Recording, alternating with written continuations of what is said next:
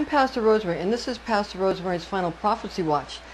In this video, we would like to explain how a Christian psychic, such as myself, goes about performing Christian seances, or specifically a Christian psychic seance.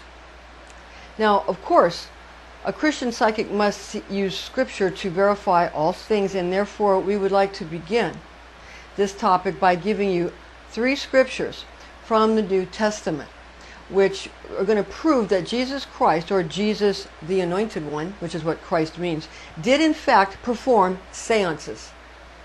Now, with that said, bear in mind that Jesus Christ himself was not a Christian.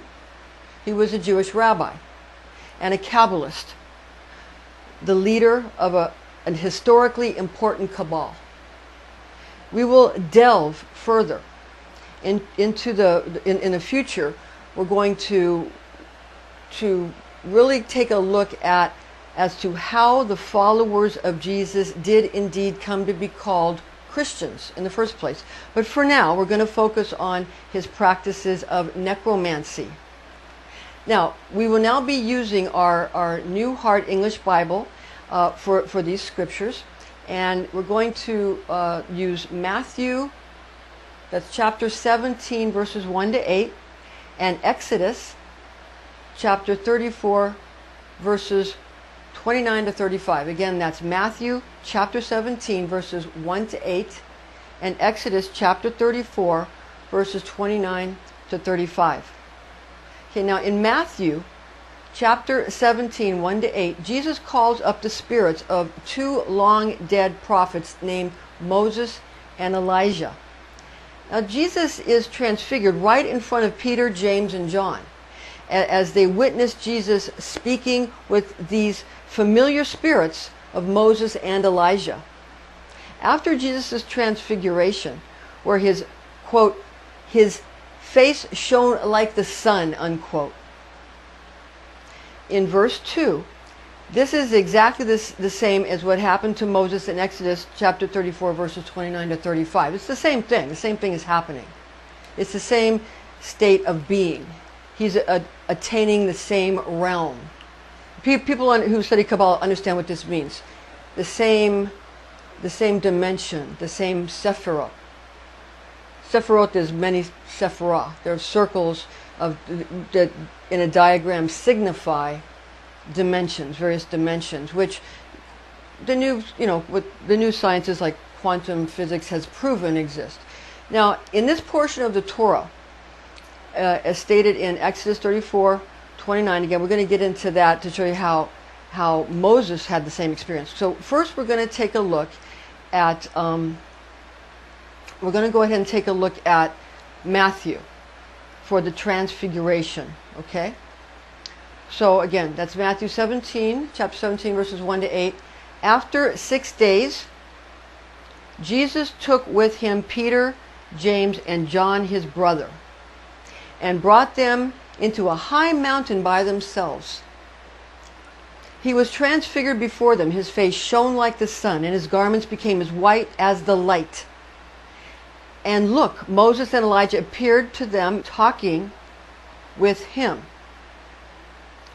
Peter answered and said to Jesus, "Lord, it is good for us to be here. If you want, let us make 3 tents here, one for you, one for Moses, and one for Elijah."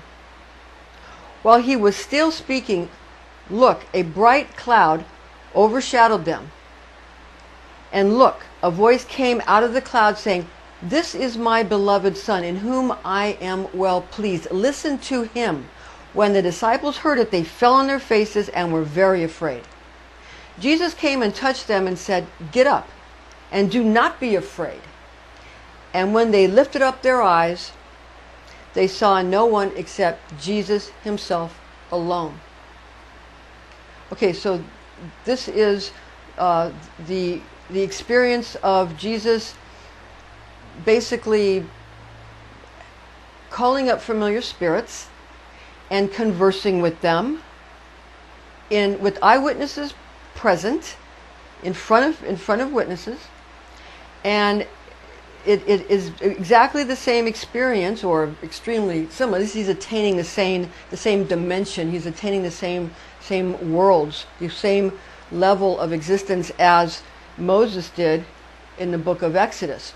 Okay, so now we're going to get into the passage in Exodus about Moses. Now, in this portion of the Torah, as stated in, okay, again, it's Exodus 34, chapter 34. Now, in verse 29 in the New Heart English Bible, it happened when Moses came down from Mount Sinai with the 2 tablets of the testimony in Moses' hand.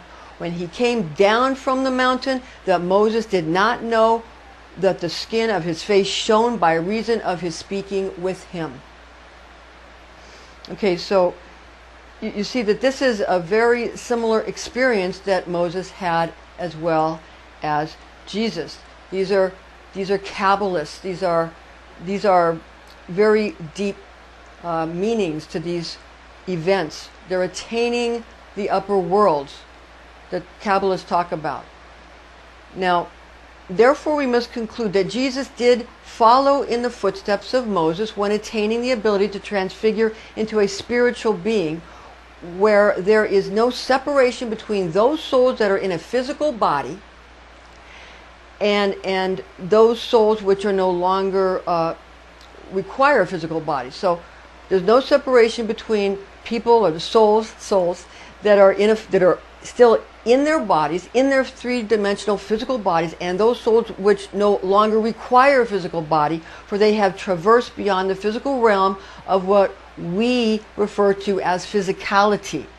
So there was a interdimensional door that Jesus was able to step through, that the disciples, Peter, James, and John, were able to witness, where Jesus stepped through this sort of door and was able to then be seen speaking with Moses and Elijah. Okay, so it's like an interdimensional door. Okay, now, so there's a point where you can stand there when you open when these doors are open, which modern science is enabling us to open doors, like CERN and all these different things. We'll be able to open these doors and be able to speak to people that no longer, or souls or beings that no longer are in their physical bodies, but are instead have attained the upper realms, and be able to converse with them and learn how we can too, if we so desire, attain those upper worlds. Okay. Now, again, these are interdimensional communications which are possible if we follow in Moses' footsteps. Now, our bodies are here to help us establish our souls, and once that is accomplished, we develop new spiritual vessels with which to perceive vast upper realities and heavenly realms. Now, for more biblical proof of the validity of Christian psychics and Christian seances, it behooves us to take a look at the following verses. You can do this on your own. That's 1 Samuel chapter 28, verses 3 to 14, about the witch of Endor, who summoned up King Saul for judge and prophet Samuel. Thank you. We'll see you soon.